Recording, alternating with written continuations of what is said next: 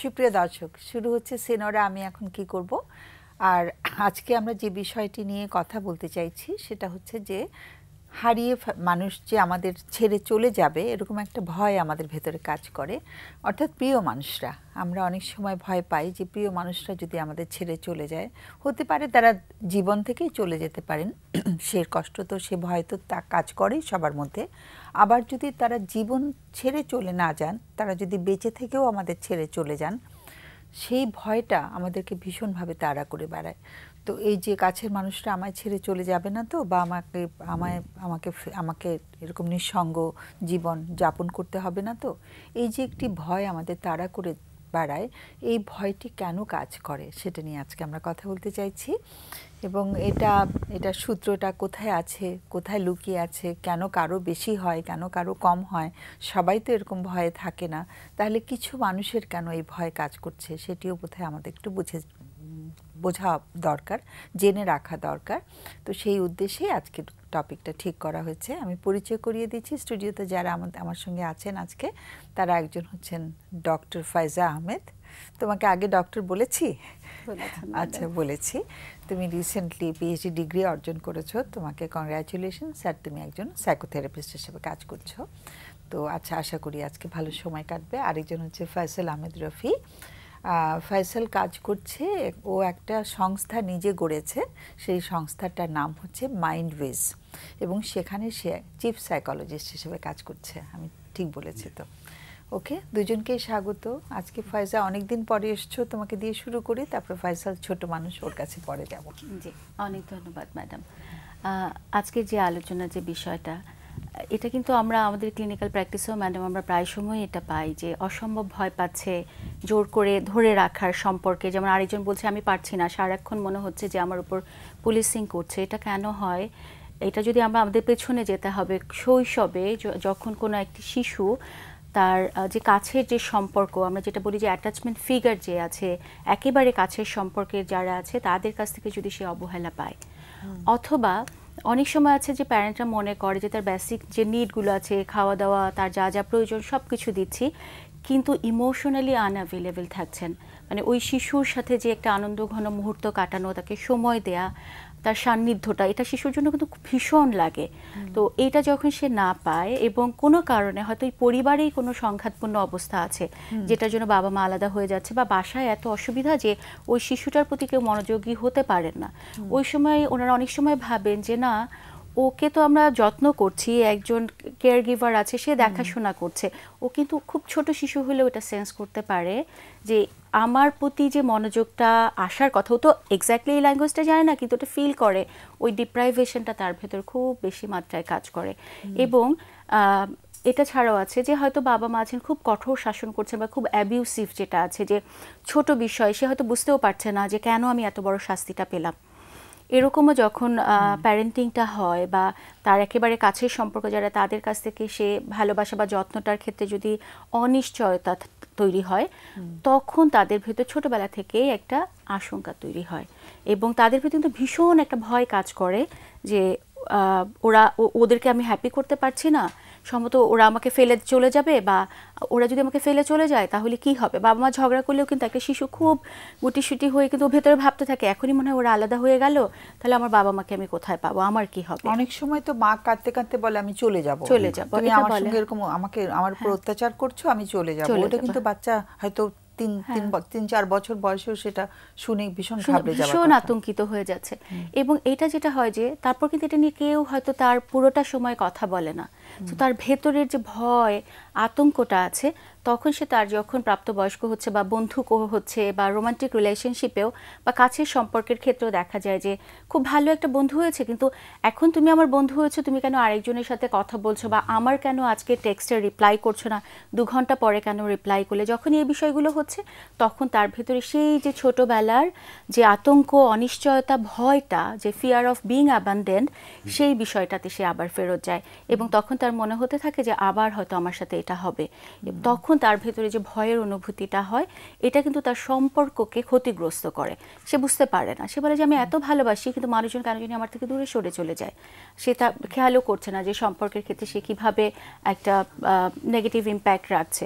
তো শৈশবের এই বিষয়টা আবার ফিরে আসবো ফায়জা, সুন্দর করে বলেছো, ফয়সালের কাছেও আবার আসবো, আবার না তোমার কাছে আসবো, আমরা একটা ফোন নিয়ে আসি। হ্যালো। আসসালামু আলাইকুম। ওয়ালাইকুম সালাম। জি ম্যাম, শুনতে পাচ্ছেন? হ্যাঁ, পরিষ্কার। আচ্ছা ম্যাম, আমার বয়স 32। আচ্ছা আমার মা মারা যায় 2006-এ, যখন আমি ক্লাস 8-এ পড়ি। আচ্ছা তো আমার ফ্যামিলিতে বাবা আছে, আর আমরা 2 ভাই 2 বোন। আচ্ছা বাবা পরে একটা বিয়ে করে, তো ওখানে একটা বোন, আর আমরা 2 ভাই 1 বোন। তো ম্যাম, প্রবলেমটা হচ্ছে মানে আমার বাবাকে নিয়ে অ্যাকচুয়ালি।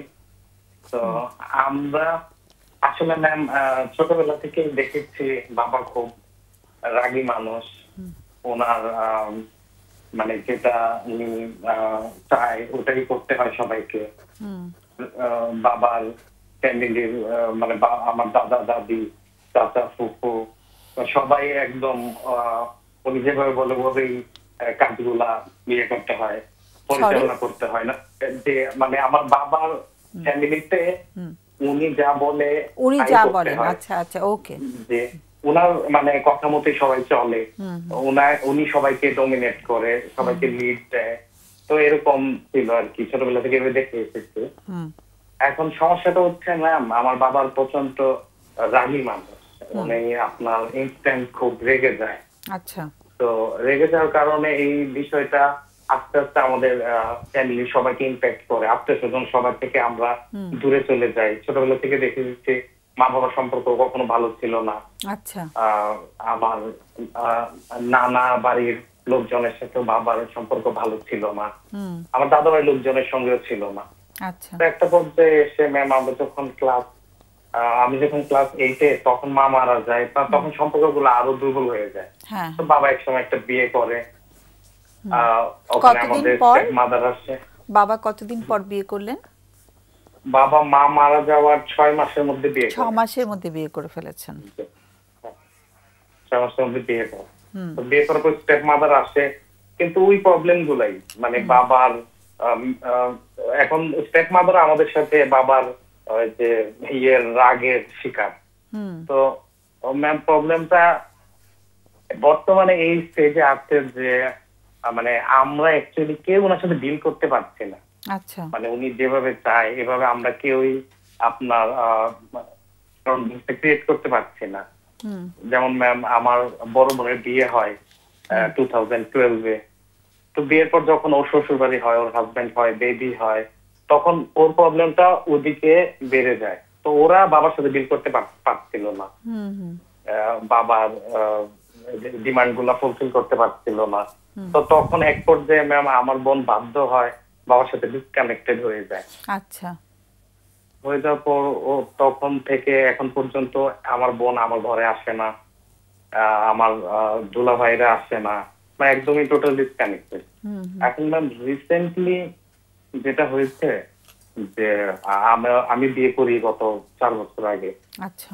বিয়ে করার পর যখন আমার ওয়াইফ একটা জব করে, তো আমি বাবার সাথেই থাকি, কিন্তু ওই যে আগের প্রবলেম গুলো এগুলাই ম্যাম ফিরে আসে। তো এক পর্যায়ে আমি ডিসিশন নিই যে আমি ঘর থেকে আলাদা অন্য একটা ঘরে থাকবো, বাবার সাথে দেখা করব, প্রতিদিন আসবো, না হলে 2 দিনে আসবো, কিন্তু ওনার সাথে দেখা করবো, যোগাযোগ রাখবো। আমি ভেবেছিলাম যে ডিস্টেন্সটা একটু হলে সম্পর্কটা হয়তো একটু বেটার হবে, কিন্তু এই ডিস্টেন্সটা উনি ভালোভাবে নেয়নি আমার বাবা। না নেওয়ার কারণে মানে আমি 2 দিন পর পর যেতাম, তারপর সপ্তাহে 1 দিন যেতাম, তারপর মাসে 1 দিন যেতাম, কিন্তু যখনই যেতাম উনি মানে আমাদের মানে ওই প্রবলেম গুলোই ডিল করতে হতো। প্রবলেম গুলো ম্যাম যদি আমি একটু বলতে চাই, প্রবলেম গুলো কি, বাবা সবসময় আমাদের একটু ছোট ভাবে দেখতো, তুচ্ছ তাচ্ছিল্যের সাথে কথা বলতো, আমার মার সাথেও করতো, এটা ভাই বোনের সাথেও করতো। আমরা সবসময় লো ফিল করতাম, আমাদের ডিসিশনে কিছু করতে পারতাম না। ধরেন একটা কাপড় কেনা হোক, ঈদে একটা জুতা কেনা হোক, লেখাপড়ার ডিসিশন হোক, ঘরে কি খাবো ওই ডিসিশনটা হোক, বাইরে কারোর সামনে আমাদের সাথে বাবার বিহেভ, এগুলো সবকিছু আমাদের খুব লো ফিল করাতো। মানে উনি এটাই বলতো যে এই ফ্যামিলিতে, এটা আমার ফ্যামিলি, আমি এখানে টাকা দেই, টাকা আর্ন করি আমি, তো আমি যেভাবে বলবো এভাবে সবাইকে চলতে হবে। আর উনি সবসময় নিজেকে সবসময় সঠিক মনে করে, ওনার কোনো ভুল কেউ ধরায় দেখ এটা উনি কখনোই নিতে পারে না। আমি এক পর্যায়ে, আমরা তো এটার মধ্যে বড় হয়েছি, আমরা কখনো তর্কে যেতাম না, কারণ আমরা জানতাম যে উনি খুব রাগী, খুব অল্প এক্সাইটেড হয়ে যায়। তো আমরা কখনো ওনার সাথে তর্কে যেতাম না, বাট আমরা যখন অ্যাডাল্ট হয়েছি তখন বোঝাতে ট্রাই করতাম যে না বাবা আপনি এটা বলেছেন, আমার মনে হয় এটা বেটার হবে, গঠনমূলক বোঝানোর ট্রাই করতাম, কিন্তু ওটা উনি নিতে পারতো না। উনি সঙ্গে বলতো সত্য তো একটাই, আর সত্য ওটাই যেটা আমি মনে করি, এটাই তোমাদের মেনে নিতে হবে, এই টাইপের বিষয় ছিল। এখন মানে চিন্তা ভাবনা দিতে, তারপর উনি আমার ওয়াইফের সামনে আমাকে হিউমিলেট করতো, আমার ওয়াইফকেও ছোট করে কথা বলতো। এই প্রবলেম গুলো একসময় আমি নিতে না পারে সেপারেট হয়ে যায়। এখন ডে বাই ডে বাবার সাথে একদম ডিস্টেন্স হয়ে গেছে আমাদের সবার। উনি এখন মানে ওনার ঘরে উনি আর ওনার ওয়াইফ, আমার একটা ছোট ভাই ছিল, সেও দেশের বাইরে চলে গেছে, একমাত্র বাবার ইস্যুগুলো, ফ্যামিলি ইস্যুগুলোর জন্য। কারণ আমরা ছোটবেলা থেকেই মানে ফ্যামিলি ইস্যু, ট্রমা দেখে বড় হয়েছি, তো এগুলা একসময় আমিও নিতে পারি নাই, আমি সেপারেট হয়ে গেছি, আমার বোনও সেপারেট হয়ে গেছে, আর আমার ছোট ভাইটা একা ছিল, ও দেশের বাইরে চলে গেছে, একমাত্র এই কারণেই চলে গেছে। সবসময় বলতো যে আমি দেশে থাকবো না, থাকলে মানসিক অসুস্থ হয়ে পড়বো। তো ও দেশের বাইরে চলে গেছে। এখন আমার বাবা মোটামুটি একা, বাবা আর আমার স্টেপ মাদার থাকে। তো আত্মীয় স্বজনের সাথে টোটালি ডিসকানেক্ট। আমার আত্মীয় স্বজন যারাই আছে কারোর সাথে ওনার কোনো যোগাযোগ নাই। আমার বাবা অর্থনৈতিক ভাবে সচ্ছল, তো তারপরেও দেখা গেছে যে আত্মীয় স্বজনরা মানে এক সময় চেষ্টা করতো যে অর্থনৈতিক ভাবে সচ্ছল আত্মীয়র সাথে কেউই সম্পর্ক খারাপ করতে চায় না। তো ওনার সাথে যোগাযোগ ট্রাই করতে করতে একসময় সবাই ব্যর্থ। এখন ম্যাম বর্তমান সিচুয়েশনটা এরকম যে কেউ অ্যাকচুয়ালি আত্মীয় স্বজনরা বলেন, ফ্যামিলি মেম্বাররা বলেন, কেউই আসলে অসৎ উদ্দেশ্য নাই, সবারই সৎ উদ্দেশ্য আছে, কিন্তু সবাই এই একটা জায়গায় ফেল করে বারবার। আমার বাবার কাছে ওনার ডিমান্ড, ওনার মান, ওনার অভিমান, ওনার মতামতের প্রায়োরিটি, এগুলোর উপর। এখন ম্যাম আমার প্রবলেমটা যেটা ফিল করছি বর্তমানে সেটা হলো বাবা থেকে আজকে আমি প্রায় 2 বছর ওনার সাথে কোনো রকম যোগাযোগ নেই। মাঝে মাঝে যোগাযোগ করে ট্রাই করেছি, কিন্তু উনি মানে উনি যদি একটা করে এটা মানে নেওয়ার মতো না। আর উনি কখনই নিজ থেকে যোগাযোগ করেন, এটা সবসময় আমরা মানে ছোটবেলা থেকে দেখে এসেছি। উনি যার উপর একবার অভিমান করে তার উপর উনি বাকি জীবন অভিমানটা ধরে রাখে। উনি কখনো মানে ক্ষমা করে ভুলে যেতে পারেন না। তো ম্যাম এখন আমি যেহেতু আমি প্লাস আমার ফ্যামিলি সবাই একটু ব্রোকেন হয়ে গেছে আর কি। একটা ঘর ফ্যামিলি বলতে কিছু এক্সিস্ট এখন আর করে না, সবাই যার যার মতো করে। আমাদের সবার বন্ডিং আছে ভালো, আমার আত্মীয় স্বজন, নানা বাড়ি, দাদা বাড়ি, ভাই বোন, আমাদের একদম তোমাদের বন্ডিংটা ঠিক আছে। হ্যাঁ একদম ঠিক আছে ম্যাম। আমরা বছরে একটা প্রোগ্রামে একসাথে হচ্ছি, মাঝে মাঝে কোথাও প্ল্যান করে সবাই ঘুরতে যাচ্ছি, ভাই বোন সবাই একদম মানে everything is totally okay, but except আমার বাবা। এখন না আমি খুব লোনলি ফিল করি যে বাবার সাথে এরকম একটা সম্পর্ক, মানে একই শহরে থাকি কিন্তু লোনলি ফিল করো নাকি তুমি অপরাধ বোধে ভোগো কোনো? না ম্যাম, অপরাধ বোধে আমি ভুগি না ম্যাম, কারণ এটা ওখানে শুধু আমি ফিল করি নাই, প্রত্যেকটা মানুষই ফিল করে। হ্যাঁ, তাহলে তোমার কোনো অপরাধ বোধ কাজ করছে না, বাট তুমি লোনলি ফিল করছো যে বাবার সঙ্গে কানেকশনটা কাট অফ হয়ে গেছে সে কারণে। Right ma'am, right ma'am, right. Okay, so তোমার প্রশ্নটা কি? যে ম্যাম প্রশ্নটা হলো ম্যাম এই লোনলি ফিলিংসটা আমাকে অনেকভাবে ক্ষতি করছে। কেমন করে ক্ষতিটা করছে? এটা হলো ম্যাম যেহেতু একই শহরে থাকি, আমার বাবা বিভিন্ন মানুষের কাছে বলে বেড়ায় যে আমার সন্তানরা ভালো না, আমি ভালো, আমার সন্তান আমাকে ফেলে চলে গেছে। তারপর ম্যাম উনি যাকেই পায়, আমার কলিগ অথবা ফ্রেন্ড, তাকে আমার ব্যাপারে, আমার বোনের ব্যাপারে একটু খারাপ মন্তব্য করে, একটা ভালো খারাপ ধারণা দেওয়ার ট্রাই করে। এটা উনি অ্যাকচুয়ালি সবসময় করতো, আমরা ছোটবেলা থেকে দেখে এসেছি। মানে তুমি কি লোনলি, আমি একটু যেহেতু বিরতির সময় হয়ে যাবে বলে একটু মাঝখানে করছি, তোমাকে মাঝখানে থামিয়ে কথা বলছি, তুমি কি লোনলি ফিল করছো নাকি অপরাধ বোধে ভুগছো, কোনটা হচ্ছে? ম্যাম আমি লোনলি ফিল করছি, অপরাধ বোধ হচ্ছে না কোনো? না, ওরকম হচ্ছে না। লোনলি ফিলিংসটা এই কারণে ম্যাম যে কারণ আমার তো সবার তো একটা ফ্যামিলি আছে, দিন শেষে ভাই বোন বাবার বাড়িতে একত্রিত হচ্ছে, বাবা আছে না, মা আছে, আমার তো মা নাই, আচ্ছা, বাবা আছে, আর বাবার সাথেও কেউ আমরা কানেক্টেড হতে পারছি না, উনি আছে উনার মতো, আমরা চেষ্টা করে কানেক্ট হতে পারছি না। তো এই ডিসকানেকশনটা, ফ্যামিলির অভাবটা আমি আমার সব কাজে এফেক্ট করে। তার ছোটবেলা থেকে ম্যাম আমরা ভাই বোন সবাই আন্ডার কনফিডেন্ট আমরা বড় হয়েছি। মানে তোমার বোনের সাথে যোগাযোগ রাখো? হ্যাঁ হ্যাঁ হ্যাঁ, একদম।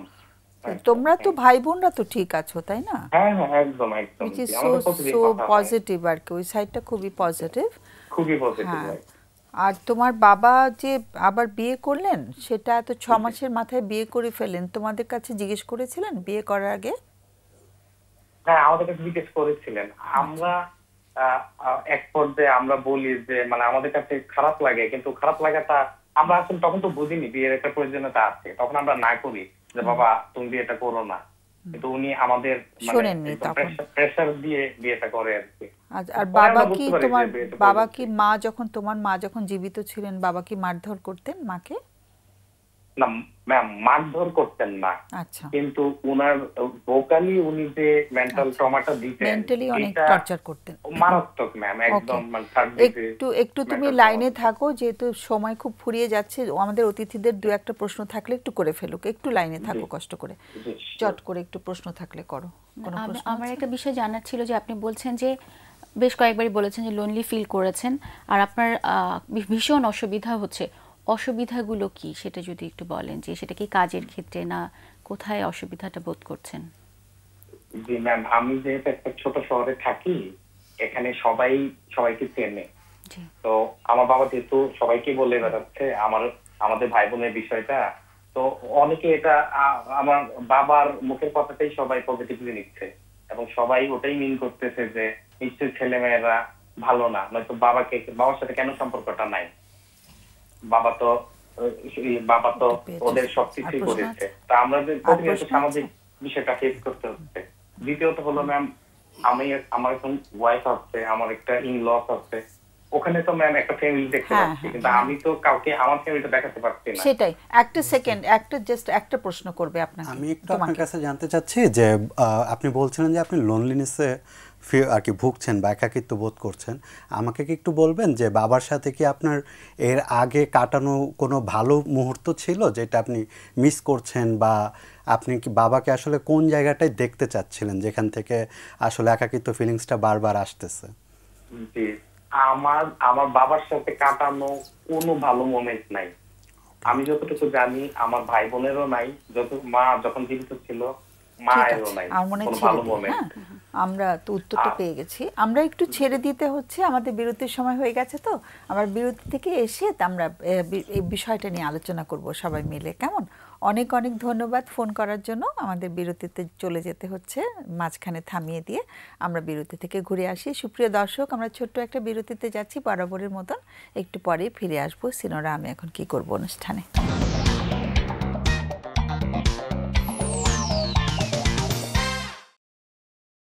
সুপ্রিয় দর্শক, আমরা ফিরে এলাম বিরতির পর।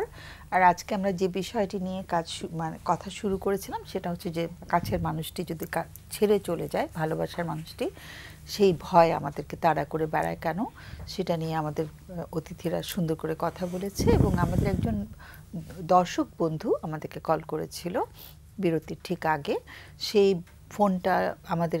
ফোনটা নিয়ে তাকে আমাদের কিছু বলার সুযোগ হয়নি, বিরতির সময় হয়ে গেছিল। তো আমি একটু আমার অতিথিদের কাছে যাচ্ছি, ওরা যদি কিছু এই ব্যাপারে আমাদের যে দর্শক বন্ধুকে কিছু বলতে চায়, ওরা সে ব্যাপারটা আলোচনা করবে। রাফি।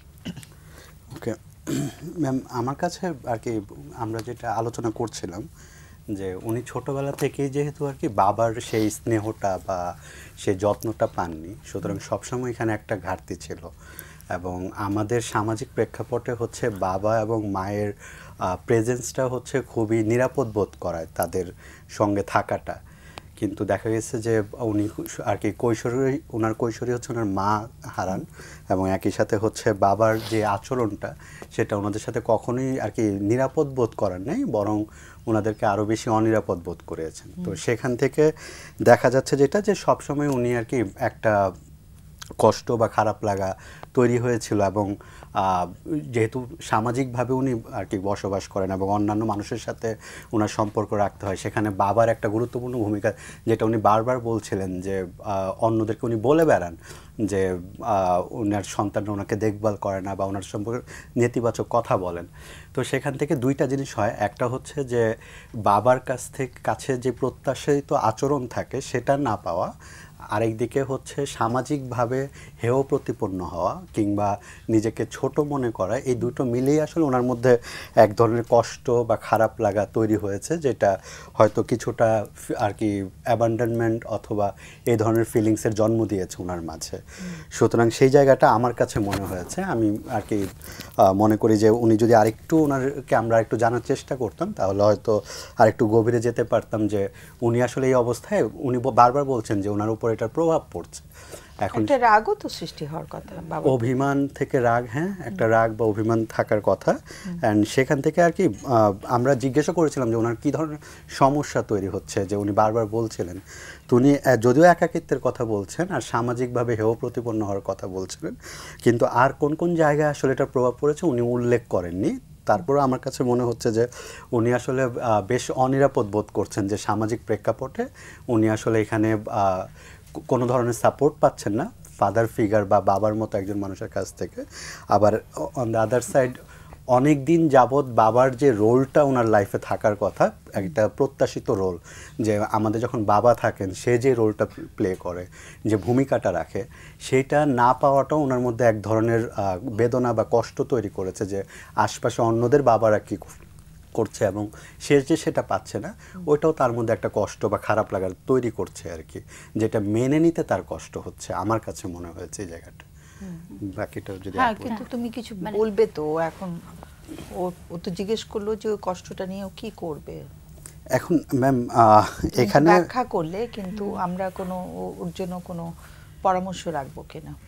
এখানে ম্যাম আর কি প্রথমত হচ্ছে যে তার অনুভূতির জায়গাগুলো আসলে আরেকটু হয়তো এক্সপ্লোর করার জায়গা আছে। তো সেক্ষেত্রে যদি সম্ভব হয় তার যে নিরাপদ কানেকশনগুলো আছে সেখানে সে নিজেকে আর কি কিছুটা ওপেন আপ করতে পারে, যে অনুভূতির কথাটা সে হয়তো ভয়ে বা অন্য কোনো সামাজিক কারণে নিজেকে প্রকাশ করতে পারছে না, সে যেখানে নিরাপদ বোধ করে সেখানে সে নিজেকে নিয়ে নিজের অনুভূতিগুলো নিয়ে কথা বলতে পারে এক ধরনের, সেটা তাকে একটা কমফোর্ট দিবে যদি সেখান থেকে সে সাপোর্টিভ একটা জায়গা পায়। আর এছাড়াও হচ্ছে যেটা, যে আমি মনে করি যে এখানে আসলে তার প্রফেশনালদের সাথে একটু কাউন্সেলিং বা থেরাপিতে হয়তো যেতে পারে, যেখানে চাইল্ডহুড গ্রিফের একটা জায়গা আছে। তারপর হচ্ছে এখন যেই প্রেক্ষাপটে উনি আর কি একাকিত্ব বোধ করছেন বা অন্যান্য অনুভূতির মধ্যে দিয়ে যাচ্ছেন, সেই জায়গাটা হয়তো আর কি আরেকটু এক্সপ্লোর করা যেতে পারে প্রফেশনালদের সাহায্যে। এটা আমার সাজেশন থাকবে। এই জায়গাতে আমি বলবো যে একটা জায়গা উনি বারবার বলছিলেন যে ছোটবেলা থেকে কখনো বাবার কাছ থেকে ভালো কথা শুনিনি। এটার অপোজিটে আরেকটা ব্যাপার আছে, তার মানে বাবার কাছ থেকে ভালো কথা শোনার যে প্রত্যাশাটা সেই ছোটবেলা থেকেই, এবং মায়ের সাথে খুব অ্যাটাচ ছিল এবং বলেছে মামা বাড়ি যেতে পারছিলাম না, সবার সাথে ডিসকানেক্টেড করে রেখেছে।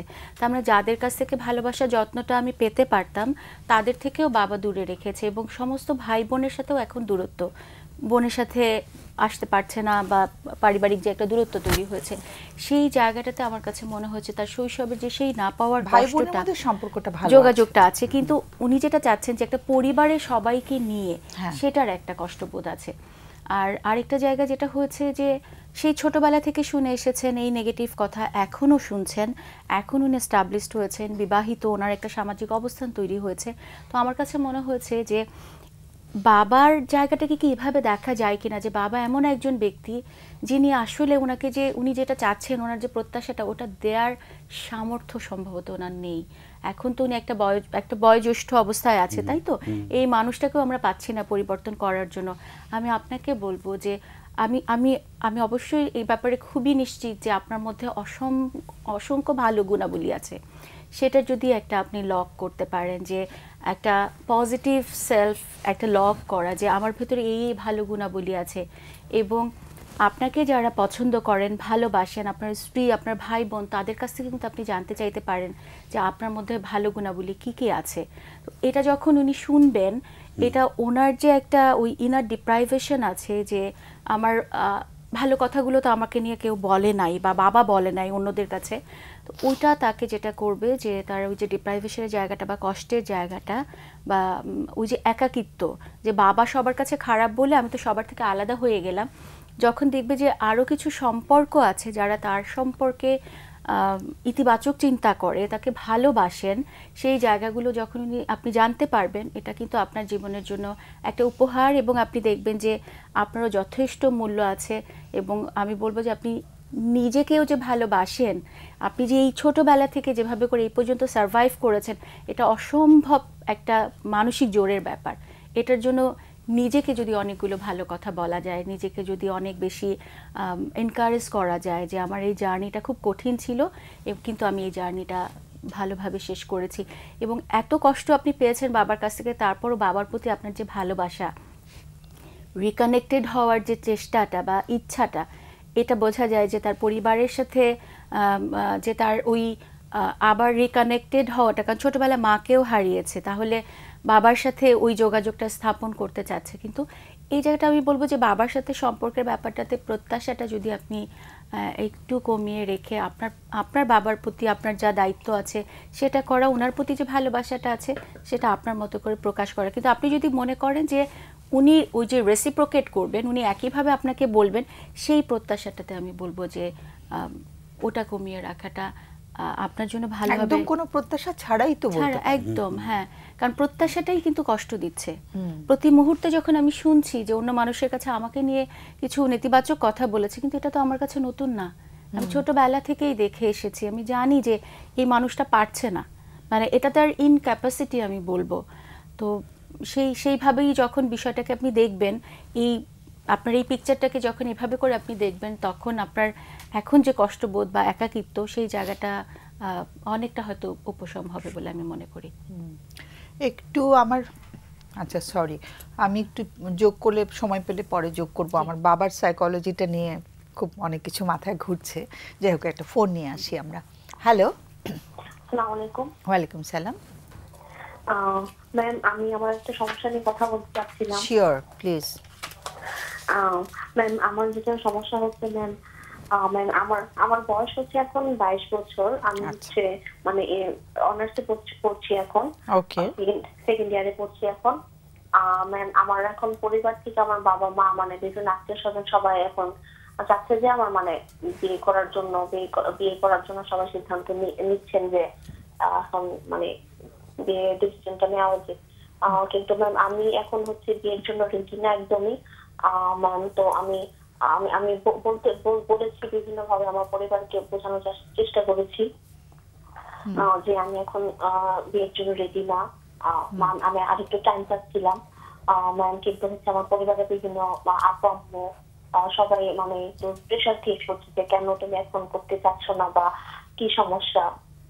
ম্যাম, আমি কিছুতেই বুঝাতে পারি না যে এখন আমি রেডি না একদম।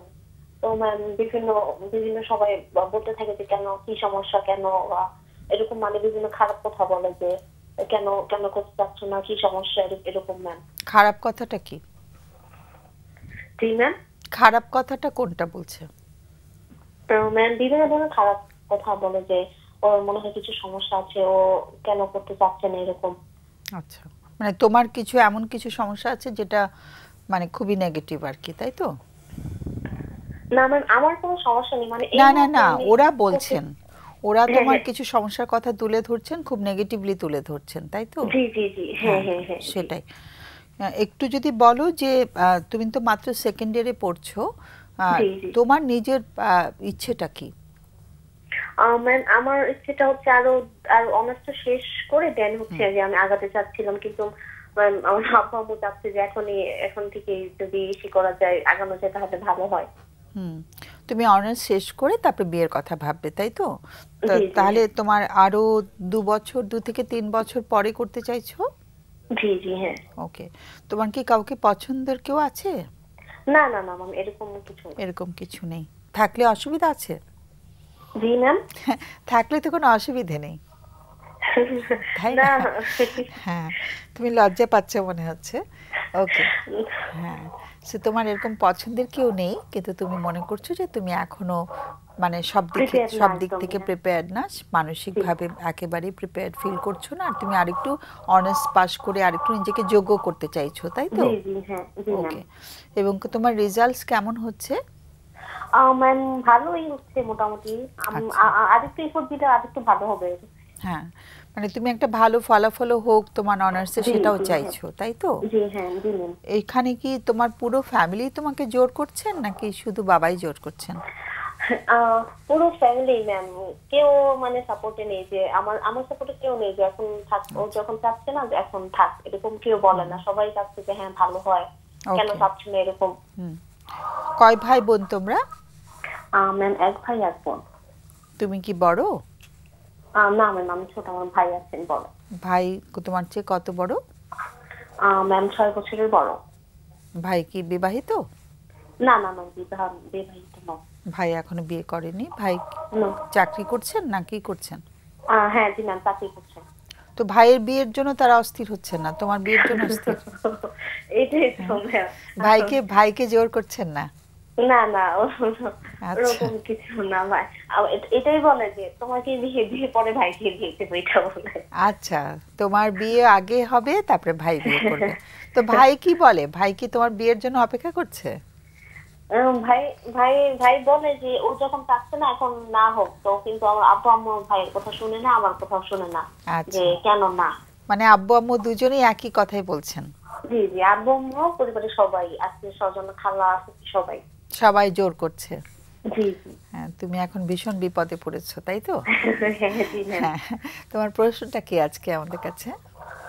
ম্যাম এটাই ম্যাম, আমি কিভাবে বুঝাতে পারি, যে কিভাবে কনভিন্স করলে, কিভাবে ইজি ভাষায় বুঝাতে পারি যে তাদের এখন যে আমি এখন একদমই চাচ্ছি না, যে আমি আরেকটু টাইম চাচ্ছি, এভাবে কিভাবে বুঝাতে পারি আমি তাদের? বাড়ির কেউ আছেন তোমার আশেপাশে? ম্যাম না, এখন তো কেউ নেই আশেপাশে। কাউকে যদি আমরা পেতাম তাহলে আমরাও একটু জিজ্ঞেস করতে পারতাম যে কেন এত তাড়াহুড়ো করছে, তাই না? ম্যাম আমি কি অ্যানসারটা দিতে পারি এটা? তুমি আনসার, কিসের আনসার দিতে পারো বলছো? কেন তাড়াহুড়ো করছে, মানে এই যে মানে কেন ওনারা চাচ্ছে, এটা কি বলতে পারি আমি? হ্যাঁ হ্যাঁ শিওর, প্লিজ ডু।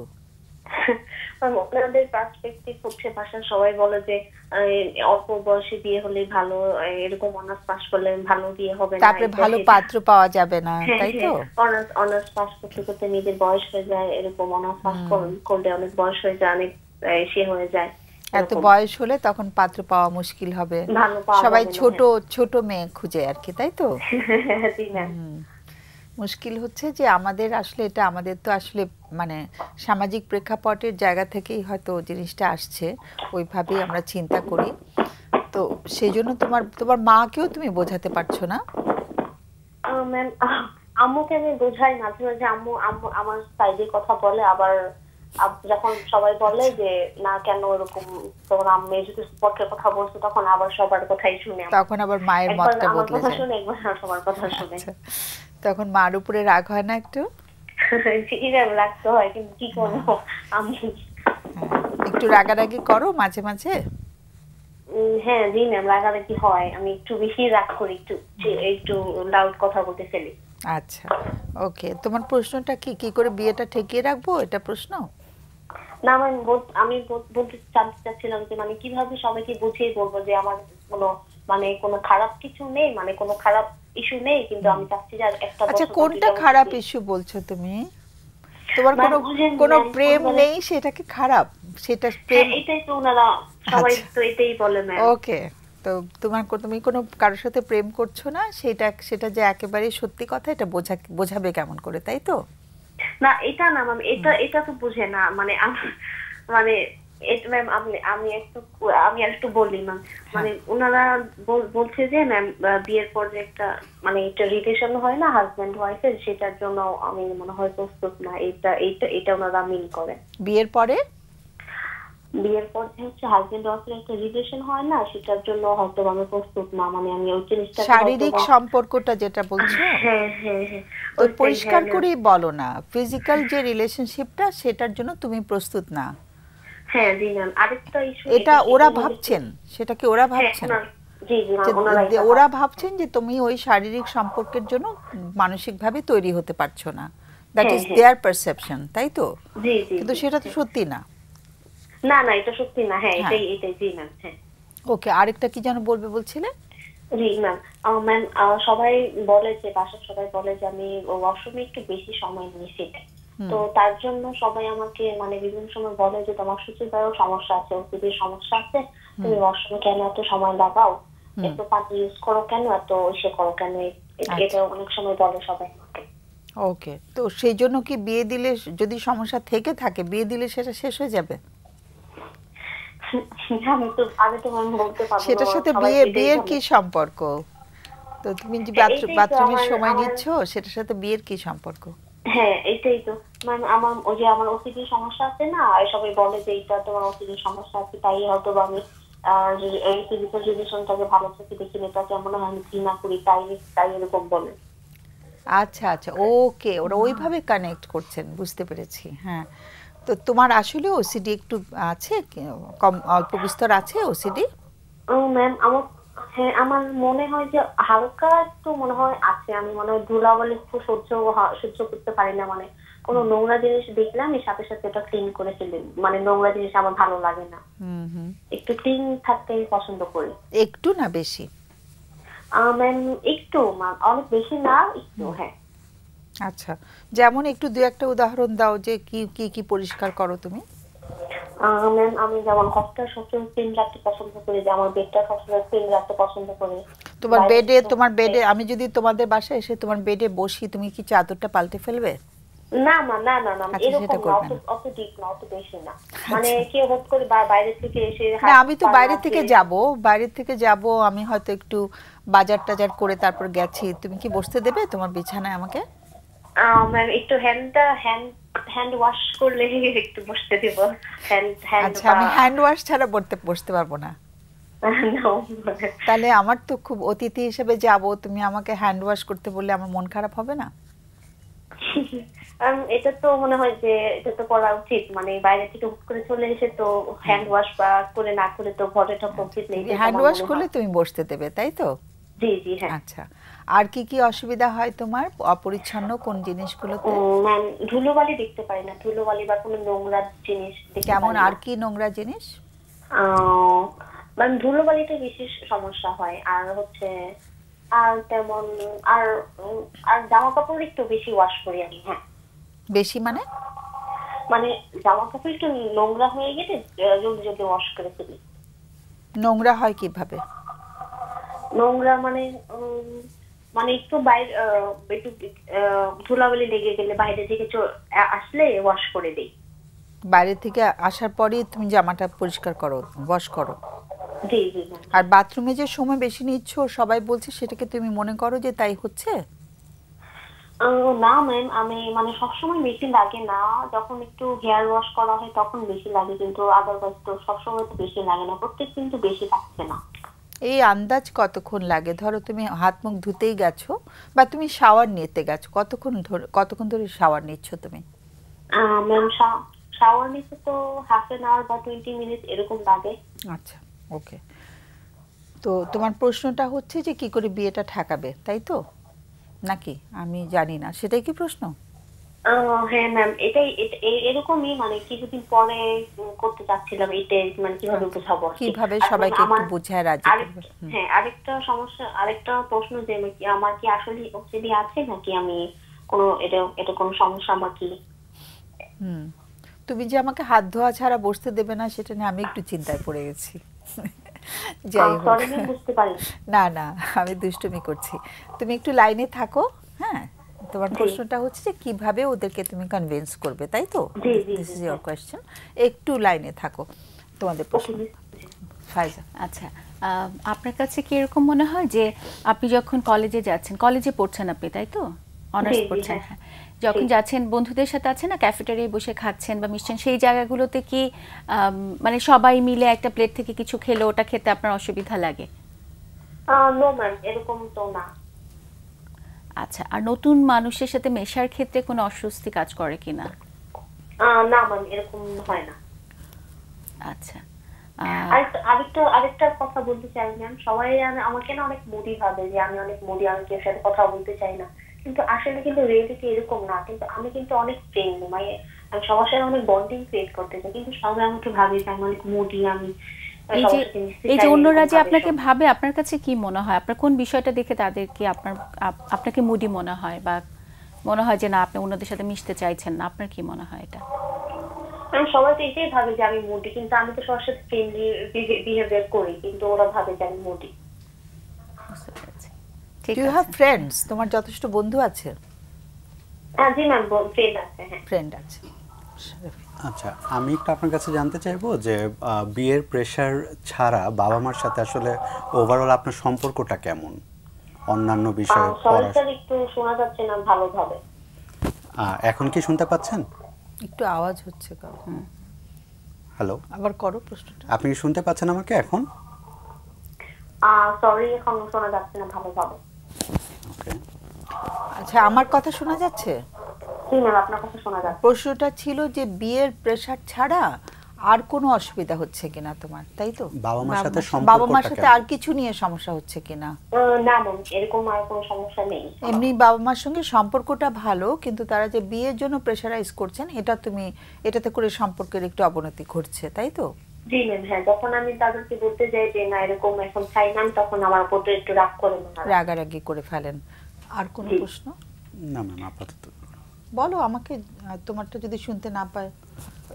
ম্যাম, আরেকটা জিনিস জানতে চাচ্ছিলাম যে বাবা মা আসলে ওর যে বিষয়গুলো নিয়ে কনসার্ন, এর বাইরে আর কি ওকে অ্যাপ্রিশিয়েট করে বা ওকে বুঝতে পারে কিনা, এই কারণ বিয়ের প্রেশারটা তো মনে হচ্ছে যে একটা জায়গা, কিন্তু এমনিতেও স্বাভাবিকভাবে ওকে বুঝতে পারে কিনা বা বোঝার চেষ্টা করে কিনা। Good question.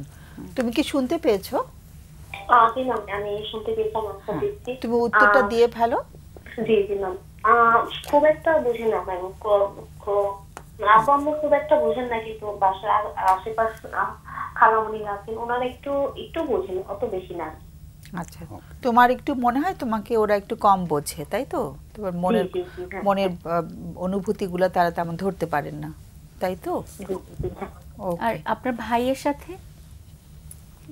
জি, ভাই বোঝে, ভাই ভালো। হ্যাঁ, ভাইয়ের সাথে শেয়ারিংটা যদি আপনি ভাইকে বুঝিয়ে বলেন, ভাই আপনার হয়ে বাবা মার সাথে কথা বলতে পারেন কিনা?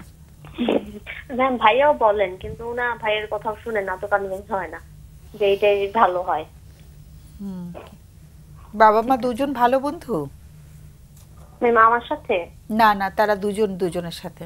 ও আচ্ছা, হ্যাঁ হ্যাঁ, ভালো। জি, আচ্ছা, গুড। আমরা তাহলে ছেড়ে দিই ওকে। অনেক অনেক ধন্যবাদ, একটু তোমাকে বিরক্ত করেছি, মাফ করে দিও। আমার তোমাকে অনেক অনেক ধন্যবাদ আমাদেরকে ফোন করার জন্য। আমরা আলোচনা করছি, তুমি আমাদের সঙ্গে থেকো। ওকে, রাফি আগে বলবে। আচ্ছা, এই জায়গাটা হচ্ছে কি এমন একটা পরিস্থিতি, পারিবারিক একটা পরিস্থিতি, আমার কাছে মনে হয়েছে যে উনি একটা সমাধান চাইছে যে কি করে এটাকে আটকানো যায়। তো সেই জায়গা থেকে আমি বলবো যেটা উনি যেটা বলছিলেন যে অন্য মানুষরা আমাকে মুডি মনে করে, কিন্তু উনি বলছেন যে না আমি অনেক ফ্রেন্ডলি। তাহলে আপনি কি নিজের দিকে আর একটু খেয়াল করতে পারেন কিনা যে আপনি যে আচরণটা করছেন, আচরণটা কিন্তু মানুষের সাথে আমাদের একটা যোগাযোগেরই মাধ্যম, সেটা অন্য মানুষের কাছে ভিন্নভাবে যাচ্ছে কিনা। যেমন ধরেন, আমার রুমে আসা আমি পছন্দ করি না, আমার ওয়াশরুমটাকে ইউজ করবে আমি পছন্দ করি না, যখন এটা দেখছে তখন কিন্তু আপনার বাবা মা হয়তো ভেবে নিচ্ছে যে ওর এই ঝামেলাগুলো বেড়ে যাবে, সূচিবায়ুগ্রস্ততা বেড়ে যাবে, এখনই যদি ওকে বিয়ে দেওয়া না হয় তাহলে তো ওর রুমেই হয়তো কাউকে ঢুকতে দিবে না, এরকম কোনো আশঙ্কা দিয়ে ওনারা করার চেষ্টা করছে কিনা। তো আপনি যদি দুটো বিষয়কে আলাদা করে আপনার বাবা মার সাথে কথা বলতে পারেন। আর আপনার কাছে যদি মনেই হয়ে থাকে, যেমন আপনি যেটা বলছিলেন, আমাদের মনে হয় যে আমাদের এখানে যারা উপস্থিত আছে সবার মনেই কিছুটা হলেও সন্দেহ এসেছে যে হয়তো আপনার ওসিডি ট্রেট বা ওসিডি থাকতে পারে, সেক্ষেত্রে আপনি প্রফেশনাল সাপোর্ট নিতে পারেন। এই প্রফেশনাল সাপোর্টটা আপনাকে হেল্প করবে জিনিসগুলোতে আর একটু ফ্লেক্সিবিলিটি আসতে, যেখানে গুছিয়েও চিন্তা করতে, বা সবকিছুই হয়তো ওটা নিয়ে একটু ওভার থিঙ্কিং করাটা সেটাও নাও হতে পারে। যেমন বাবা মা বিয়ে দিতে চাইছেন, ওনারা হয়তো চেষ্টা করছেন, বিয়েটা কিন্তু এখনই যে হয়ে যাবে বা একটা ব্যাপার আছে কিন্তু সামাজিকভাবেই যে আচ্ছা অনার্স পড়ছে এখন থেকে বিয়ে নিয়ে কথা বলতে হবে, তো এটা নিয়ে আপনার ভেতরেও কি অনেক বেশি ওভার থিঙ্কিং হচ্ছে কিনা? কারণ একদম নিশ্চয়ই একজনকে নিয়ে এসে বিয়েটা হয়ে যাবে না, আপনার সাথে নিশ্চয়ই কথাও বলবেন ওনারা, সেখানেও আপনার মতামত দেওয়ার একটা আপনি সুযোগ সম্ভবত পাবেন। সেটা আপনি চেষ্টা করবেন সর্বোচ্চ। আর তার সাথে সাথে আমি বলবো যে দুটাকে আলাদা করে আপনার ওসিডির বিষয়টা যদি থেকে থাকে, যেটাই ওনাদের মধ্যে আশঙ্কাটা তৈরি করেছে, কারণ উনি যেভাবে বর্ণনা করছিলেন, আপনি যেভাবে বর্ণনা করছিলেন, ওনারা ভাবছেন যে কেউ কাছে আসবে, কারো সান্নিধ্য এটা আপনি পছন্দ করবেন না, বা আপনার শারীরিক সম্পর্কটাও চাইছে না, হ্যাঁ সেটা যেহেতু চাইবে না, তো সেই জায়গাটা থেকে ওনাদের একটা ভয় বা আশঙ্কা তৈরি হয়েছে, সেই জন্যই হয়তো ওনারা তাড়াহুড়া করছেন। তো এই দুটো বিষয়কে যদি আলাদা করে আপনি বুঝিয়ে বলেন যে অনার্সটা শেষ করে আপনি একটু মানসিকভাবে প্রস্তুত হতে চান, আর একটু যোগ্য হয়ে আপনি বিয়ের বিষয়টা চিন্তা করছেন, সূচিবায়ুগ্রস্ততা বা ওসিডির যে বিষয়টা যেটা নিয়ে ওনারা ভাবছেন, সেটার জন্য আপনি বলতে পারেন যে আপনি একটা প্রফেশনাল সাপোর্ট নিতে প্রস্তুত আছেন, সেক্ষেত্রে হয়তো ওনারা আলাদাভাবে চিন্তা করতে পারবেন বিষয়টা। তাহলে হয়তো প্রফেশনালের কাছে গেলে বা মানে ট্রেন কোনো সাইকোলজিস্টের কাছে গেলে সে হয়তো মানে অনেক প্রশ্ন করে বুঝতে পারবে, তার লাইফস্টাইল শুনে বুঝতে পারবে, তখন বাবা মাও কনভিন্সড হবেন যে আসলে সমস্যাটা কি এখানে রয়েছে কিনা, তাই না? আমরা হয়তো এইটুকু শুনে বুঝতে পারছি না, বোঝা যাচ্ছে না। ম্যাম আমি শুধু এতটুকুই অ্যাড করবো আপুর সাথে, যেটা বলেছেন যে আমাদের বিশেষ করে এই 20-22 বছর তরুণ তরুণীদের মধ্যে বিশেষ করে বিয়ের প্রেশারটা যখন আসে, তখন বাবা মার একটা কনসার্ন থাকে যে আমার সন্তান আমার কনসার্নগুলো বুঝতে পারছে না, আমি যে একটা সোশ্যাল প্রেশারে আছি বা একটা আর কি সামাজিক একটা প্রেক্ষাপটে আমার এটা বাধ্য হচ্ছে যে আমার বিয়ে দিতেই হবে, মেয়ের বড় হচ্ছে। আমাদের সমাজ কি এখনো এই জায়গায় পড়ে আছে ম্যাম? অনেকাংশে আর কি সামাজিক প্রেক্ষাপটে এখনো ওই জায়গাটা আছে। পড়া মেয়ে ও তো শিক্ষিত হচ্ছে, তাই না? রাইট। কিন্তু আনফরচুনেটলি এখনো আর কি বিভিন্ন পরিবারে দেখা যায় যে বাবা মা অনেক বেশি আর কি প্রেশার ফিল করে, একটা মানসিক চাপে থাকে যে মেয়ে বড় হচ্ছে, তাকে আমার বিয়ে দিতে হবে। অ্যান্ড তাদের একটা কমন কমপ্লেইন থাকে যে আমাদের মেয়ে আমাদের টেনশনটা বুঝতে পারছে, একটা ডিসমিসের ধরন থাকে। আবার ওনার যে স্ট্রাগলটা হচ্ছে যে আমি মানসিক এবং শারীরিকভাবে প্রস্তুত হয়ে তারপর আমি বিয়ের জন্য হব, বাবা মা আবার সেটা ডিসমিস করার একটা প্রবণতা আছে। তো সেক্ষেত্রে আমি বলবো যে দুজনেরই কনসার্নগুলো আসলে অ্যাকনলেজ করা বা কথা বলা, যাতে ওই জায়গাটাতে অ্যাটলিস্ট অনুভূতিগুলো আমরা অ্যাকনলেজ করতে পারি। আর পাশাপাশি ফাইজা আপু যেটা বললেন যে দুটো বিষয় যদি আলাদা আলাদা অ্যাড্রেস করা হয়, তাহলে বাবা মাও বুঝতে পারবেন যে এই জায়গাটাতে আসলে করণীয়টা কী তার, এবং তাদের যে দুশ্চিন্তার যে জায়গাটা তৈরি হয়েছে যে ভবিষ্যতে এই বিষয়টা আরও বাড়তে পারে, ওসিডি সিমটমগুলো আরও বেশি হতে পারে, সো সেখানেও তাদের হয়তো আর কি চিন্তার ধরনটা একটু পাল্টাতে পারে, যে বিয়ে না দিয়ে আগে ট্রিটমেন্টটা হয়তো করা যেতে পারে, তাহলে হয়তো আরও অনেক বিষয় আর কি তাদের কিংবা আরও মানে কনফার্ম হওয়া যেতে পারে যে সত্যি ওর ওসিডি আছে কিনা। রাইট। এবং একই সাথে ততদিনে সে সময়ও পাবে তারা সবাই বোঝার যে এই জায়গাটাতে আসলে কি ধরনের সিদ্ধান্ত নেওয়া যেতে পারে, বা বিয়েটাকে এখনই করবে কিনা, বা প্রেশারটাকে এখনই তৈরি হবে কিনা। একটা প্রশ্ন বোধহয় আমরা করতে পারতাম, আমি ভুলে গেলাম, আমিও করতে পারতাম, সেটা হচ্ছে যে পরিবারের কোনো আত্মীয় স্বজনের মধ্যে কোনো মানসিক এরকম অসুবিধা আছে কিনা। ওসিডিতে কিন্তু আমি সবসময় ফ্যামিলি হিস্ট্রি পেয়েছি, হ্যাঁ, তো এই প্রশ্নটা করলে আরো বেশি ভালো হতো, তাহলে একটুখানি বোঝা যেত, তো একটু ট্রেড থাকতেও পারে, আর আমরা না জেনে তো আমাদের মন্তব্য করা উচিত না।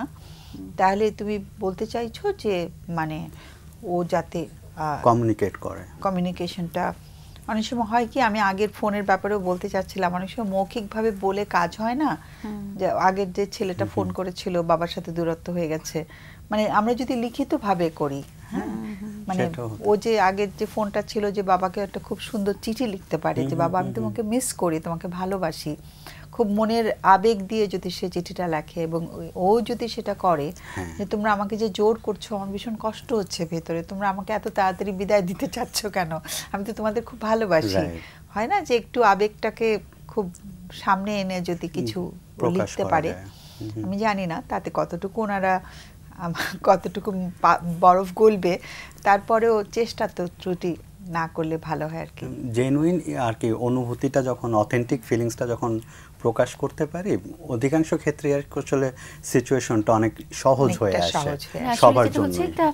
অন্যভাবে যোগাযোগটা স্থাপন করা, কারণ মৌখিকভাবে বলছে ওটা কাজ করছে না, তাহলে এটা একটা ডিফারেন্ট পাথ ইউজ করে ওইটা চেষ্টা করা, যে অন্য একটা অপশনে দেখি যে মেসেজ তো একটাই, যে বিষয়টা বলতে চায়, হয়তো কথা বলতে যেয়ে বাকবিতণ্ডা হয়ে যায়, অনেক হিটেড কমিউনিকেশন হয়, সেটা না হয়ে একেবারে পিওর, সেটা মেসেজ না, হাতে লিখে, আমরা ফোন অপেক্ষা করে আছে, ফোনটা লিখি, ফোনটা নিয়েছি। হ্যালো, আসসালামু আলাইকুম। ওয়ালাইকুম সালাম। একটু জোরে শুনতে চাই। আমি আমার ছেলের বিষয়ে একটু কথা বলবো। শিওর। আমার ছেলের বয়স 18 বছর 2 মাস। আচ্ছা। ও হচ্ছে মানে প্রেম করছে। মানে প্রেম করছে? হ্যাঁ হ্যাঁ, প্রেম করছে মানে এবং খুব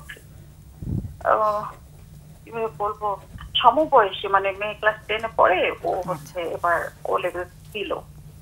তো আমি ওকে বলেছি, মেয়েটা 10-এ পড়ে আর ছেলে এবার ও লেভেলস দিয়েছে। আচ্ছা।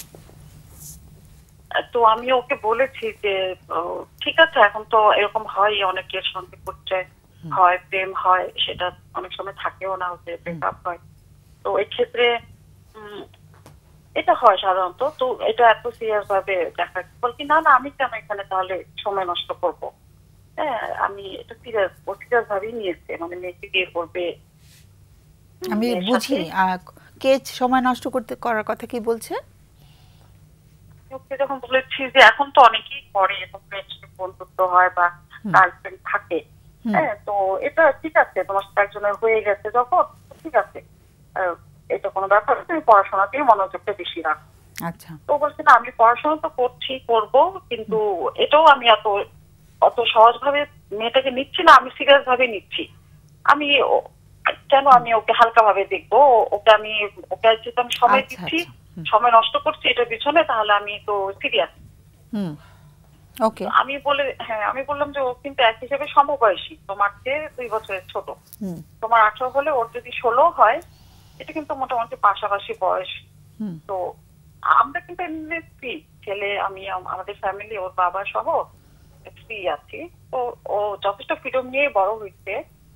তো মাশাআল্লাহ কখনো কোনো খারাপ লাইনে এসে যায়নি, এখনো আছে। তো ওরও কথা বলার সুযোগ আছে। তো ও বললো যে,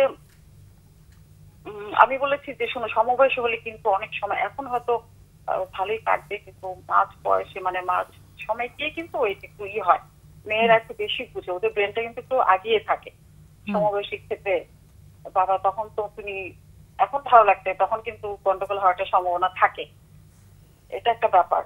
আর ও যেহেতু জানে আমি একটু সাধারণত একটু মফস্বলের মেয়ে পছন্দ করি, আগে থেকে আমি সবসময় বলতাম তুমি যাই করো, প্রেম করো 25 বছরের পরে করো, এটা চেষ্টা করো, প্রেম তো বলে কেউ আসে না, তুমি 25-এর পরে হলে নিতে ছেলেদের জন্য সুবিধা হয়। তো সেক্ষেত্রে যেহেতু হয়ে গেছে, এখন তো আমি ঠিক আছে, আমি কিছু বলবো না, তোমার বুদ্ধি আছে, বিবেক, তুমি হিসেবে দেখো, মেয়েদের কিন্তু অনেক থাকে, ওদেরও অনেক বয়ফ্রেন্ড থাকে, সেক্ষেত্রে তুমি যদি কখনো হোঁচট খাও, আমি কিন্তু বাবা, তুমি আমার একটাই সন্তান, হ্যাঁ, তোমার কষ্ট বা একটু কিন্তু আমি সইতে পারবো না। এই ক্ষেত্রে আমার এখন আসলে প্রশ্নটা হচ্ছে যে আমি কি ওকে কন্টিনিউ করতে দিব, বা আমি কি ওকে কোনো চাপ দিব যে বাবা তুমি অনেক তো হলো, বা ছেড়ে দাও, বা ছেড়ে দিতে, এটা তো আমি বলবোই না, এটা খারাপ দেখা যায়। তো আসলে এটা কি ঠিক হচ্ছে? এই বয়সে প্রেমে পড়াটা কি, প্রেমে পড়তেই পারে, কিন্তু এইটা কি আসলে টিকবে? বা এটা তো বলা খুবই মুশকিল। হ্যাঁ, সরি, যদি অফারটা কিন্তু মেয়েই করেছে, আমার ছেলেকে অনেক অবজার্ভ করতো, সে একই মহল্লায় থাকে। তোমার ছেলে খুব সুন্দর দেখতে, মাশাআল্লাহ, আছে মোটামুটি পাতলা করে, বিশেষ করে ওর ব্যবহারে, ও মানে পলিটিক্স দলের সাথে ঘুরো, আমি দেখেছি দলের মধ্যে তুমি খুব মিষ্টি, মানে অল্প হাসো বা অল্প কথা বলো বা ওদের সাথে থাকো, এটা দেখে মেয়েই ওকে প্রথমে ফলো করেছে, মেয়েটাই ওকে প্রথম প্রপোজ করেছে। হ্যাঁ, আমাকে বলেছে, আমি তো জানিনি, ওর বাবা ওর মোবাইলটা ফেস লক দিয়ে অফ করে দিত, তো ফেস লক দিয়ে ওপেন করে দেখেছে ওরা সেলফি তুলেছে একটা মেয়ের সাথে। এটা তো লাইফে প্রথম, এরকম তো হওয়ারই কথা। তখন ওর বাবা বলেছে, এভাবে ছবি তুলেছো, মেয়েটা কে?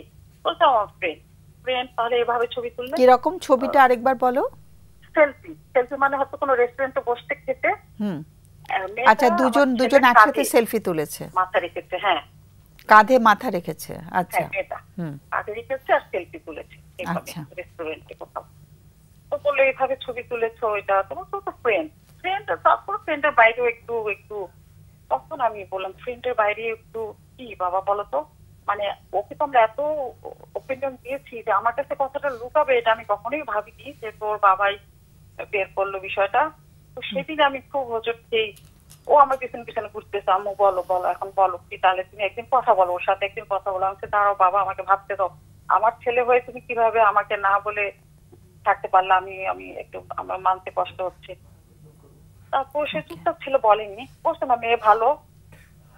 আমি বলছি শোনো, আমরা চাই সাধারণত একটু মুসলমান ঘরানার হইতে, বা আমার ইচ্ছা আছে খুব হাই এডুকেটেড মেয়ে না, তুমি ইংলিশে পড়লেও অনেকেই হয়তো তোমাকে বলবে বা হয়তো চাইবে জামাই হিসেবে, কিন্তু বাবা আমরা ইংলিশ হলেও বাবা আমি কিন্তু ওই সাধারণ ঘরের মেয়েই চাই। এটা তুমি তোমাকে ইংলিশ মানে ইংলিশ মিডিয়াম? হ্যাঁ ইংলিশ মিডিয়াম। আচ্ছা ছেলে। তো সেক্ষেত্রে এমন হতে পারে তোমার, আমি জানি যে তোমাকে অনেক মেয়েরা পছন্দ করবে, কারণ আমি তোমাকে দেখলে আমি তোমাকে আগেও বলেছি, কারণ মেয়েরা কি পছন্দ করে সেটা আমি জানি। মিথ্যা কথা বলো না বা মানুষকে ফাঁকি ধোকা দেওয়া এগুলো কিছুই নাই। ওই মেয়ে অনেকদিন অবজার্ভ করেই ওকে অফার দিয়েছে। আচ্ছা একটু বলো তো, তোমার ওর বাবা মা তো তোমরা, তোমাদের বিয়েটা কিভাবে হয়েছিল? হ্যাঁ আমাদের বিয়ে তো অ্যাফেয়ার ম্যারেজ হয়েছে। কিন্তু কবে অ্যাফেয়ার হয়েছিল, কোন বয়সে? হ্যাঁ তোমাদের বয়সটা কি ছিল তখন যখন বিয়ে হয়? তোমাদের যখন অ্যাফেয়ারটা হয় তখন তোমার বয়স কত ছিল, বা ওর বয়স, তোমার হাজবেন্ডের বয়স কত ছিল? আমার বয়স ছিল 18, ওর বয়স 21। তাহলে তোমার ছেলের বয়সও তো 18, তাই না? তো তুমি যে বলে 25-এর আগে প্রেম করা ঠিক না? কারণ এখন তো সেই 20 বছর আগে আর 20 বছর পরে এখন তো আরো বদলেছে পরিবেশ, এখন তো আরো তাড়াতাড়ি প্রেম হচ্ছে, তোমরাও তো প্রেম করেছো। হ্যাঁ সেটাই আমি বলেছি। আমি তো একটা সময় ভাবতাম যে আমার তো এখনো কোনো মেয়ের প্রেম বা মেয়ে ঘুরিত কথা বলে না, বুঝলাম না ওকে আবার মেয়ের অপছন্দ নাকি, প্রেমে পড়াটা স্বাভাবিক বয়স আছে, এটা তো পড়বে বা বলবে, আম্মু জানো ওই মেয়েটা আমাকে, এসব কোনো গল্পই করে না। আমি তো ভয় পেয়ে গেছিলাম যে সে আমার মেয়ে না। ঠিক আছে, এখন তো ভয় কেটেছে। এখন তোমার প্রশ্নটা কি আমাদের কাছে? এখন হচ্ছে এটা যদি ওর আল্লাহ না করুক যদি না ঠিক, ও বলছে আম্মু ও কিন্তু খুব সাধারণ আমাদেরই মতো, এত ভেবো না এত ভেবো না। তো আমি একটু বলছি তোমাকে বয়সের সাথে সাথে তোমারও মানসিকতা, সে যখন কলেজে উঠবে ভার্সিটি যাবে তুমি যাবা, তোমার আরো তুমি প্রশ্নটা করে ফেলো, আমাদের অতিথিরা বসে আছে তো ওদেরও প্রশ্ন আছে তোমার কাছে, তুমি প্রশ্নটা করে ফেলো। ও যদি কখনো আল্লাহ না করুক এই সম্পর্ক না টিকে, ওকে আমি কিভাবে বুঝাবো? তোমার কি একটাই সন্তান না? জি আমার একটাই সন্তান। সম্পর্ক যদি না টেকে তখন তুমি কিভাবে ওকে সামলাবে? ওর মানে মন যদি ভেঙে যায় তাহলে? হ্যাঁ হ্যাঁ হ্যাঁ, যাতে ও শক্ত থাকে।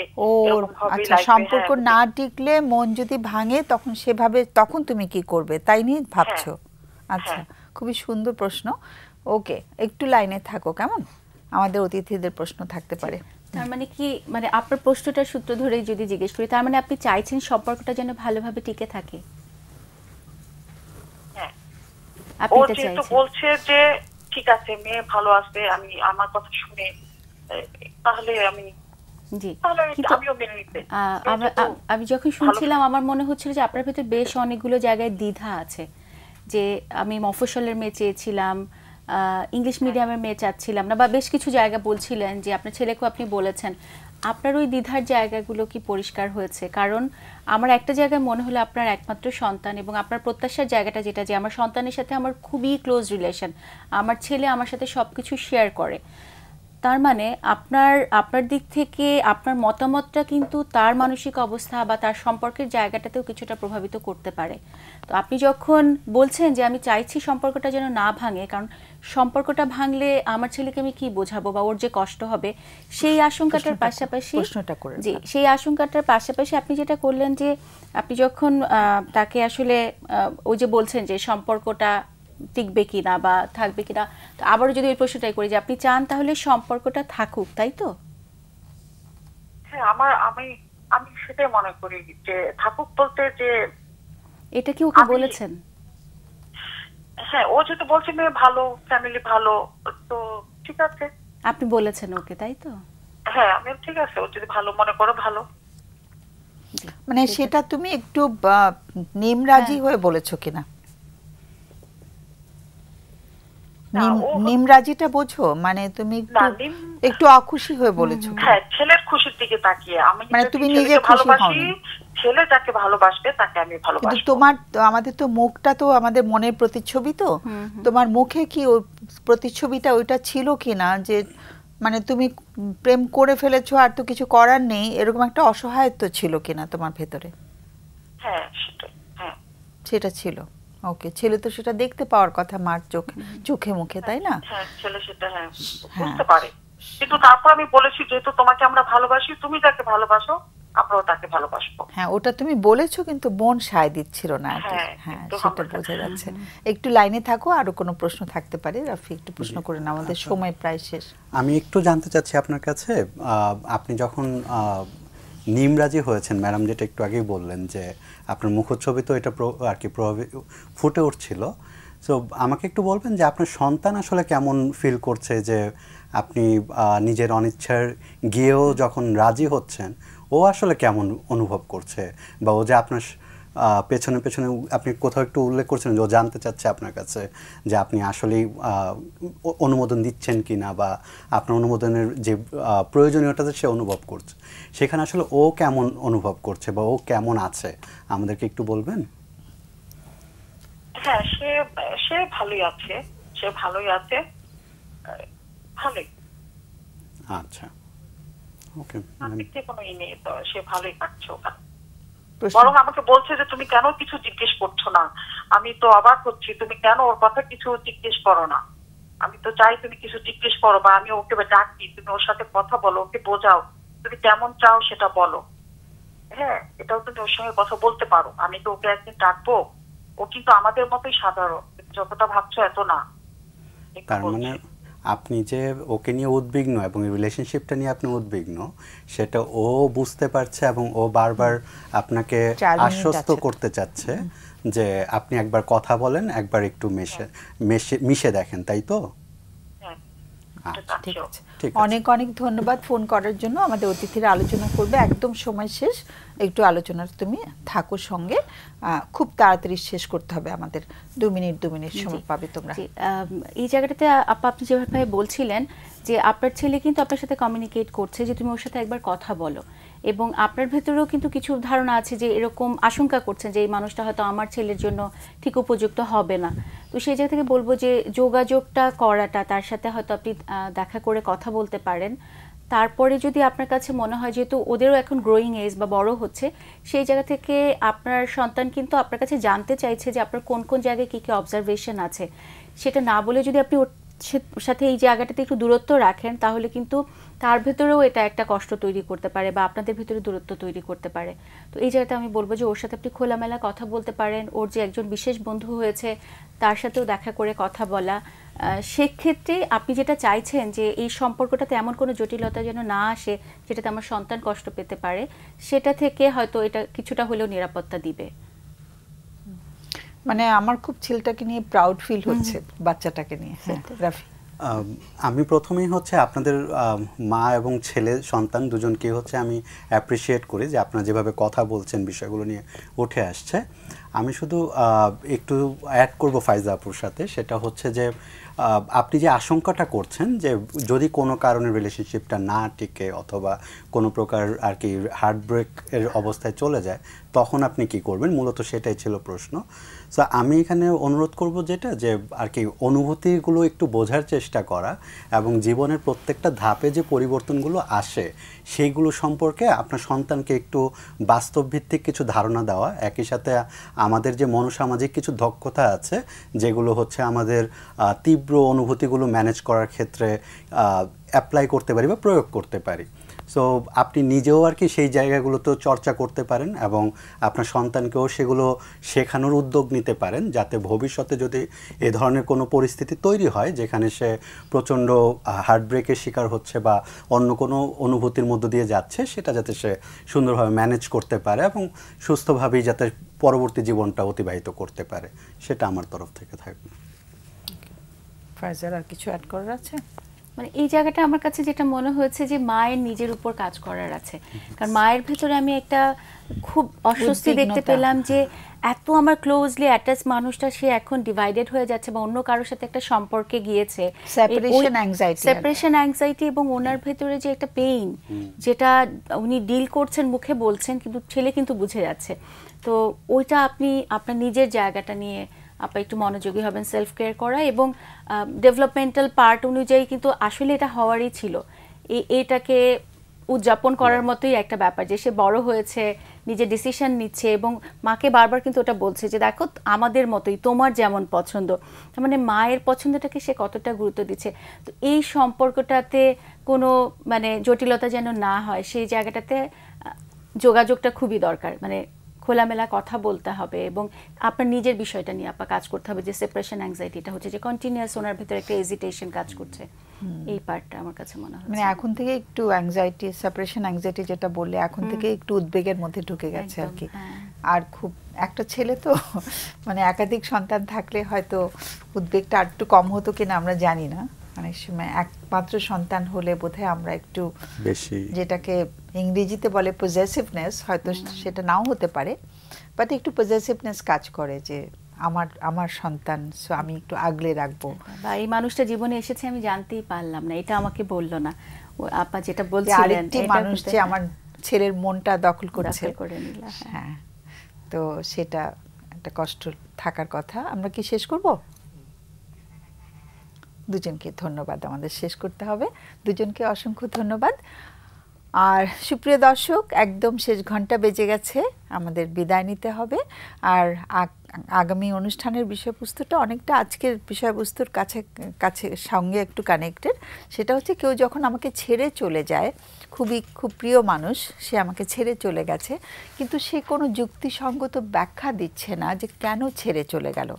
অনেক সময় আমাদের ক্লায়েন্টরা এসে বলে যে আমি না বুঝলামই না যে আমি কি দোষ করেছি যে আমায় ছেড়ে একেবারেই সে চলে গেল, এবং সে কোনো ব্যাখ্যা দিতে রাজিও নয়, সে বলছে সে বাধ্য না কোনো ব্যাখ্যা দিতে। তো এরকম কোনো যখন ব্যাখ্যা না থাকে চলে যাবার পেছনের কারণটির ক্ষেত্রে, তখন আমাদের কেমন অনুভূতি হতে পারে, কেমন লাগতে পারে, সেটা নিয়ে আমরা আগামীতে আলোচনা করব। সে পর্যন্ত সবাইকে অনেক অনেক ধন্যবাদ এবং শুভকামনা জানিয়ে শেষ করছি। শুভরাত্রি।